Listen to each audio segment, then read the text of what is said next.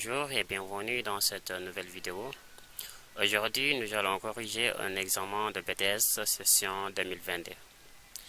Portant sur session des immobilisations. Alors, pourquoi pratique-t-on la session des immobilisations dans l'entreprise? C'est la question qui va se poser. Donc, la réponse de cette question, je vais vous expliquer pourquoi on pratique la session des immobilisations dans l'entreprise. Car l'examen de BTS s'est porté sur ça, la partie de comptabilité financière. L'entreprise décide de céder ou vendre, c'est la même chose. Céder est égal à vente. Une immobilisation que quand elle rencontre de problèmes financiers. On décide de vendre une immobilisation que quand on rencontre de problèmes financiers. Et c'est quoi une immobilisation? Une immobilisation, c'est un bien que l'entreprise a acheté dans le but de laisser dans l'entreprise. Au moins, c'est une année. C'est ça une immobilisation. Donc, on le vend ou on le cède lorsqu'on rencontre de problèmes financiers. Les escomptes ne suffisent plus. Les escomptes ne suffisent plus pour compenser ce déficit financier. Donc, elle vend une immobilisation pour améliorer sa situation financière. Donc, c'est très simple, c'est ce qui nous mène à la session des immobilisations. Cette facturation nécessite des écritures de régularisation comptable. L'activité est considérée comme l'activité comme HAO, hors exploitation. D'ailleurs, si vous n'êtes pas encore abonné, je vous demande de vous abonner et activer la cloche de notification pour ne manquer aucune de mes prochaines vidéos que je vais mettre en ligne. Donc, nous avons notre épreuve devant nous, que nous allons essayer de lire un peu. Là, à partir du 15, 4e mois, l'entreprise a versé une avance sur véhicule POSEO, une immobilisation. Avance de 2500, 2500 suite d'une déduction de TVA de 450. Donc la facture, CFAO et le fournisseur Jojo et l'acheteur, l'entreprise, qui a versé une avance sur le véhicule POSEO, versé par banque à la même date, 15 4 mois. Et on voit que à la date du 25e mois 2019 toujours, Jojo a réglé la partie qui reste. Voilà. Après versement de l'avance, on va venir à l'acquisition du bien. Le bien appartient maintenant à Jojo. Donc, le net AP est de 7 670 000, réglé aussi par chèque bancaire. Et à la date du 31, 5e mois 2022, donc on voit ici que Jojo devient ici, à la tête de notre facture, Jojo devient ici, puis à la place du fournisseur, on constate qu'il est le fournisseur et Sabali devient le nouveau acheteur de l'immobilisation cédée par Jojo. Donc, le véhicule toujours POSEO qui a été vendu par Jojo de 4 millions, il a acheté et il le vend après, en 2019, il l'a acheté, il le vend en 2022. Parce que, n'oubliez pas ce qu'on vient de dire, Jojo a rencontré des problèmes financiers. Donc, pour compenser à ce problème financier, il est obligé de vendre une immobilisation. Net AP de 4 millions. Remise, chaque ABC sera remis à la série A. Donc, c'est à partir du 31 5e mois que Jojo a vendu la facture et l'immobilisation. Ces véhicules, les informations complémentaires, ces véhicules mis en service le 1er 6e mois 2019 ouvrent droit à déduction de TVA. Un amortissement dégressif sur 5 ans est autorisé, mais on considère que l'amortissement économique justifié est un amortissement linéaire sur la même durée. Travail à faire: présenter le tableau d'amortissement du véhicule arrêté à la date de cession, en déduire la TVA à reverser et le résultat sur cession qui est noté sur 10 points. La deuxième question: passer au journal de Jojo les écritures constantes. L'acquisition du véhicule, les régularisations d'inventaire à la fin de l'année d'acquisition, la cession et les régularisations inventaires correspondantes. Voilà, examen corrigé. J'allais corriger, proposer la solution de cet examen de concours PEDES. Session 2022, l'épreuve de gestion entrepreneuriat, partie comptabilité financière, session d'immobilisation. Travail à faire, premier travail à faire. Le tableau d'amortissement du véhicule arrêté à la date de cession, déduction de TVA à reverser et résultat sur cession. Donc là, les informations de l'énoncé. Nous allons tirer les informations fournies par l'énoncé. Donc, nous avons ces trois informations capitales sur les dates de l'énoncé, fournies par l'énoncé. La date d'acquisition est le 22/5e mois 2019. La date de mise en service, le 1er 6e mois 2019. La date de cession est le 31/5e mois 2022.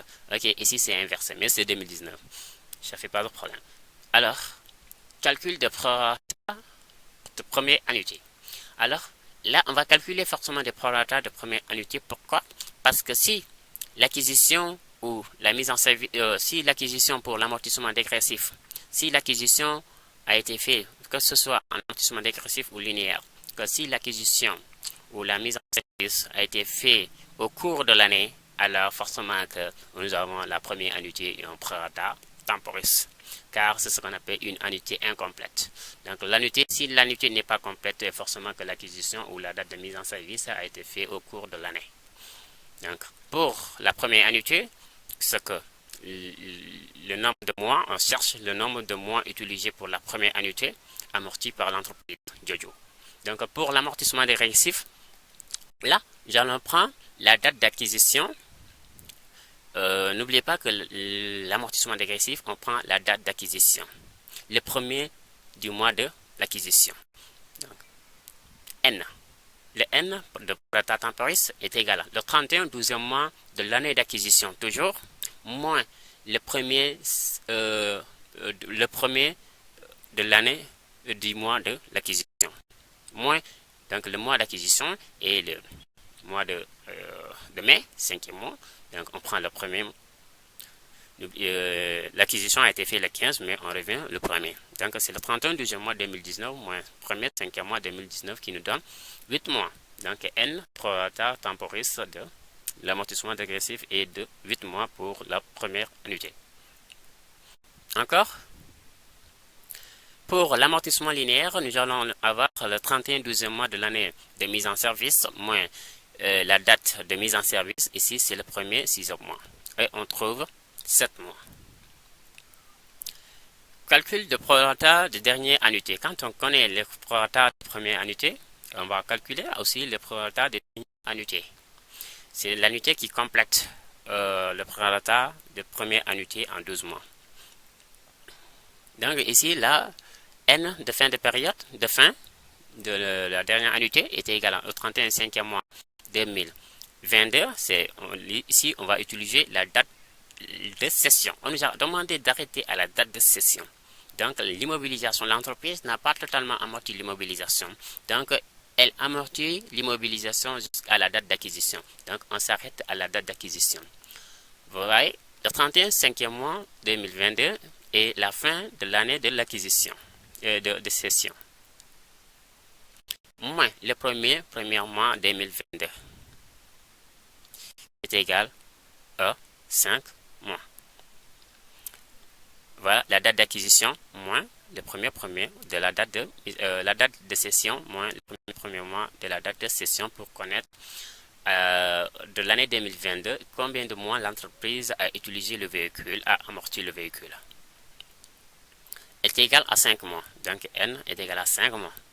Donc là, l'amortissement dégressif et linéaire auront tous les mêmes mois, 5 mois de fin, il n'y a pas de problème. C'est la première annuité où ça se diffère. Car la seule différence, l'amortissement dégressif prend la date de l'acquisition et l'amortissement linéaire prend la date de mise en service. Cherchons la valeur d'origine. On va chercher la valeur d'origine. La valeur d'origine est l'acquisition, le prix d'acquisition plus l'ensemble des frais supportés par l'entreprise. Alors, VO égale le prix d'acquisition pour notre état, plus les frais de transport. La valeur d'origine devient maintenant 8 400 000 plus 600 000 qui nous donne 9 millions. On va voir tout de suite. Alors, la valeur d'origine est égale à 9 000. Alors, on va la facture.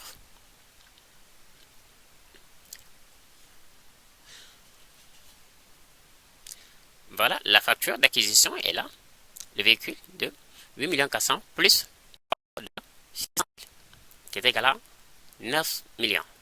Avant la réduction de TE de l'avance versée ici. Donc, ici, on a une valeur d'origine de 9 millions. Vous ne pouvez pas prendre le prix d'acquisition du véhicule. Si vous le prenez et vous passez directement juste à côté. Donc, c'est ça qu'il fallait prendre. Les 9 millions comme la valeur d'origine. La valeur résiduelle est égale à 0. On nous a rien dit de la valeur résiduelle. Alors, la valeur d'origine est égale à la base amortissable. Détermination des taux. Nous allons déterminer les taux pour pouvoir calculer, pour pouvoir faire le tableau d'amortissement.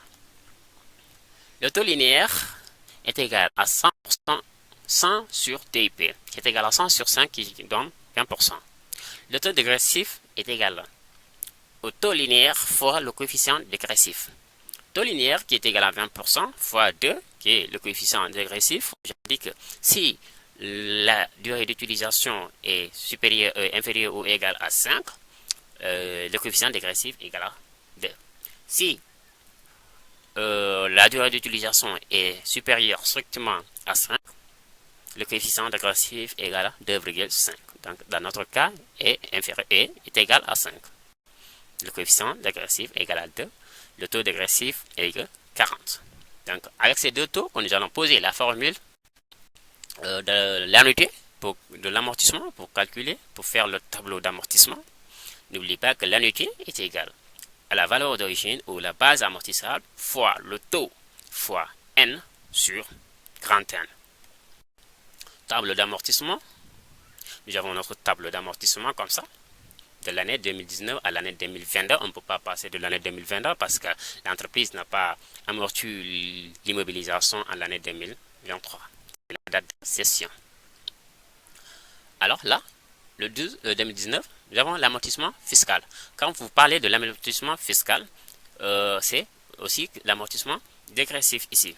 Donc, c'est l'amortissement dégressif fiscal, on le considère comme l'amortissement dégressif. C'est la même chose. Ça, c'est considéré fiscalement et ça, c'est économiquement justifié. Donc là, vous prenez la valeur d'origine ou la base amortissable de 9 millions, multiplié par le taux dégressif de 40%, fois N, qui a été constaté de 8 mois dans la première annuité. Il vous donne 2 400 000. Et l'annuité 2020, pour l'amortissement dégressif, vous calculez les annuités suivantes par la base amortissable sera la VNC. En se référant à la VNC. Alors, la VNC ici est égale à 9 millions moins 2 400 000. La valeur que vous trouvez, vous multipliez par le taux dégressif de 40%, comme que l'année 2022, l'année 2020, l'entreprise a amorti toute l'année 2020, c'est une annuité complète. Dis-moi. Et voilà, ça vous donne 2 640 000. Et pour l'année 2021 encore, vous faites la même chose. Vous prenez encore 9 millions moins l'annuité de l'amortissement de l'année 2019 moins l'amortissement de l'année 2020 et vous trouvez une valeur, vous le multipliez par 30%. Et vous avez 1 584 000. Toujours la VNC. L'année 2022 aussi, vous faites la même chose. Ça, c'est le cumul de tout ça. On appelle la somme des amortissements et que la VNC est égale à la valeur d'origine ou base amortissable moins la somme des amortissements, qui nous donne une valeur qui est multipliée aussi par le taux dégressif de 4%, 40%, fois la dernière annuité, le prorata temporis, c'est-à-dire le nombre de mois qui a été utilisé pour l'année 2022, qu'on a calculé à la dernière annuité, qui est de 5 mois. Parce que l'entreprise a vendu l'immobilisation à partir du 31e mois 2022. Donc, l'entreprise a amorti le véhicule en 5 mois en l'année 2022, qui nous donne 3 386 000. L'amortissement économique, c'est l'amortissement linéaire. Là, c'est simple, vous prenez la valeur d'origine de 9 millions multiplié par le taux de 1% fois toujours le 7 de 7 mois pour l'amortissement économique. Et vous avez 1 550 000. Donc, cette partie est simple. Et vous prenez encore la base amortissable ou la valeur d'origine de 9 millions multipliée par 20%, l'unité complète 1 800 000, l'unité complète aussi pour l'année 2021. Pour l'année 2021 aussi, c'est 1 800 000. L'année 2022, vous avez 750 amortissement économique. Là, cette partie, nous allons faire de l'ajustement. Ajustement entre l'amortissement fiscal et l'amortissement dégressif. La méthode est aussi simple. L'amortissement, vous faites la confrontation entre l'amortissement fiscal moins l'amortissement économique. Si c'est supérieur, vous avez une reprise. Si l'amortissement fiscal est supérieur à l'amortissement économique, vous avez une reprise. Parce que l'amortissement économique est justifié économiquement et que le fiscal, ça, ce n'est pas justifié de façon économique. Donc, si c'est supérieur, on a une reprise. Une reprise est une constatation. C'est une constatation qui est, en tout cas, qui est sous forme d'un produit. De produit. HAO. Et là, vous avez encore ça, moins ça, ça nous donne 840, qui est aussi une reprise. Et fiscal, encore 1 584 moins 1 800 000. Donc, l'amortissement fiscal est inférieur à l'amortissement économique. Vous avez une dotation. Une dotation et autrement une charge de constater. Là, c'est 386 moins 750 aussi supérieur à 750. Donc, vous avez 354 de dotation. Donc, nous avons fini à faire un ajustement entre l'amortissement fiscal et l'amortissement économique. Nous avons constaté les dotations et les reprises de l'amortissement. Nous allons voir maintenant. Voilà, TVA à reverser est égal à la formule suivante. La TVA à reverser est égale à TVA déductible initial fois N sur TIP. Donc là, le N est le nombre d'années restant à amortir, ce N est le nombre d'années restantes à amortir. Donc NB, ça aussi c'est très intéressant, c'est pourquoi j'ai décidé de le mettre. NB, il faut noter que ce NB, il faut noter qu'une année commencée est considérée fiscalement comme une année complète. Une année démarrée fiscalement est considérée comme une année complète, même si le cas ne se présente pas pour nous, mais c'est très important pour vous de comprendre ça. N, donc on va calculer ce petit n, qui est égal au nombre d'années restantes à amortir, est égal à N, est égal à DIP moins année courue, c'est-à-dire année qui a été amortie par Jojo, l'entreprise. Année courue est égal à 7 mois plus 5 mois. Donc pour l'amortissement économique, première annuité, nous avons trouvé 7 mois et la dernière annuité de session, nous avons trouvé 5 mois qui est dans la somme de 7 mois plus 5 mois est égale à 12 mois plus une année de l'année 2020 plus une année de l'année 2021, ce qui nous donne 3 ans amortis par Jojo. Donc le N, le nombre d'années restantes à amortir est égal à l'amortissement, la durée d'utilisation prévue, moins 4 ans qui a été amorti par l'entreprise, ce qui nous donne 2 ans. Donc N égale à 2 ans, c'est avec ce N que nous allons calculer la TVA à reverser. Alors là, la TVA à reverser est égale à la TVA déductible, qui est égale à 1 170 000 plus 450. Je vais vous montrer pourquoi ça. Dans l'énoncé, lors du versement de la facture, l'entreprise a versé 450 à partir du 15 4e mois. Et l'entreprise a également versé de 1 170 000 à partir de... Donc, l'acquisition a été faite en 2 étapes, le versement de l'avance et l'acquisition finale. Donc, la somme de ces deux nous donne ce qu'on appelle la TVA, TVA déductible de l'acquisition, fois N sur 5, ce qui nous donne maintenant 148 de TVA à reverser.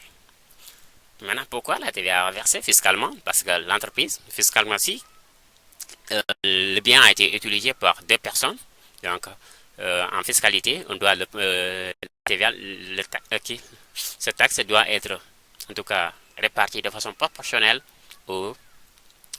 à l'utilisation de ces doit être proportionnelle à l'utilisation pour chacun de ces parties qui ont consommé le bien. Donc, si vous avez acquis le bien, vous avez payé la TVA à l'acquisition de lecture. Donc, si quelqu'un l'achète encore, il doit ce qu'on appelle tenir à reverser la TVA parce que vous n'êtes pas le seul à consommer, être le consommateur final. Donc, le nouveau acquéreur aussi est vraiment un consommateur final, donc il doit ce que vous reversez ce qu'on appelle de TVA. C'est ça.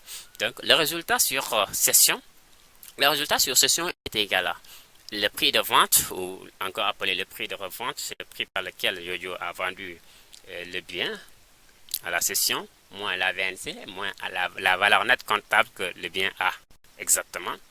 Donc ici, c'est 4 millions, la valeur d'origine de vente, la valeur de revente, moins 5 millions 400. On regarde encore pour pouvoir vous expliquer. Donc vous avez vu, juste là, la valeur de revente, la facture était 4 millions. Et donc la somme des amortissements, on va se référer à l'amortissement économique qui est justifié, économiquement justifié. Donc ce sera la somme de l'amortissement économique, ça plus 1 million 800 plus 1 800 plus 750, ce qui nous donne la somme des amortissements parce que c'est ce qui est économiquement justifié. Et là, maintenant, vous avez le résultat qui est égal à moins 450, qui est une perte sur cession. Deuxièmement, au lieu de premier, c'est deuxièmement. Passons les écritures comptables. Donc, nous allons voir au premier l'acquisition du bien. Nous allons enregistrer l'acquisition du bien. Maintenant, l'entreprise, il faut comprendre que l'entreprise a acquis le bien en 2 étapes. Le versement de l'avance et l'acquisition finale. Donc ça, la première partie, c'est l'acquisition, c'est le versement de l'avance par Jojo. Le 252, c'est avance versée sur l'immobilisation et la TVA facturée, TVA récupérable versée par banque. Donc 2 500 000 plus 450 qui nous donne le montant net versé par Jojo à l'entreprise CFAO est de 2 950 000 pour une avance. Dès que Jojo a versé une avance, Jojo a peut-être bloqué le bien parce que l'entreprise ne va pas, en tout cas facilement, céder le bien, vendre le bien parce qu'il y a une avance sûre. Donc, c'est une étape de l'acquisition. Le 245 à la date suivante, le 245 et 445, 521. C'est ici que Jojo aussi a fait l'acquisition finale du bien de 6 500 000 et la TVA versée. Ici, encore, vous avez le 7 670 000. L'acquisition a été faite le 22 5e mois. Je pense bien que c'est le 22 5e mois. Je n'ai pas mis les dates bas, mais si vous faites les exercices, il faut mettre les dates parce que les dates sont très importantes. Voilà. Les régularisations inventaires à la fin de l'année d'acquisition. À la fin de l'année d'acquisition, on sait qu'on a acheté les biens en l'année 2019. Donc, à la fin de l'année 2019, ça nous donne le 31/12 mois de l'année 2019 de régularisation inventaire. Donc, là aussi, il faut forcément constater que vous avez, en tout cas, une annuité. Le bien, à la fin de l'année d'acquisition, le bien a diminué des valeurs, ce qu'on appelle l'amortissement, la constatation comptable de l'amoindrissement d'une valeur, de la valeur d'une immobilisation. Donc, à la fin de l'année, on a constaté une dotation. Vous allez enregistrer autrement la fin de l'année 2019, de l'annuité constatée pour l'amortissement économique qui était 1 50 000. 681 dotation aux amortissements et le compte de l'amortissement de matériel de transport 2045. Une fois que la dotation a été constatée à la fin de l'année de l'acquisition, nous allons voir l'ajustement. Nous allons ajuster. Nous avons ajusté pour voir l'amortissement fiscal moins l'amortissement économique. Voir maintenant. Le 151, c'est l'amortissement dérogatoire. Et le 861 est une reprise provision réglementée. Donc le 861 est un produit HAO. 861 est un produit HAO. Donc là, c'est juste ça, la dotation de l'année d'acquisition. 1 350 000, qui est une reprise après l'ajustement. Voilà. Et là, on a ça. 1 350 000, 1 350 000, une reprise. C'est le 661. La session et les régularisations. Donc, on va enregistrer l'écriture de session et les régularisations inventaires. Donc, la session, quand l'entreprise Jojo a décidé de vendre, Jojo a vendu au comptant donc, de 4 millions versés à la même date, à la date de l'acquisition de revente donc, qui a été versé au compte de Jojo, 121 et le 82 produit sur session d'immobilisation parce que le 82, pourquoi? C'est un produit HAO, nous avons dit au début, c'est une activité ordinaire. Donc, on le verse dans le 521 du compte de Jojo.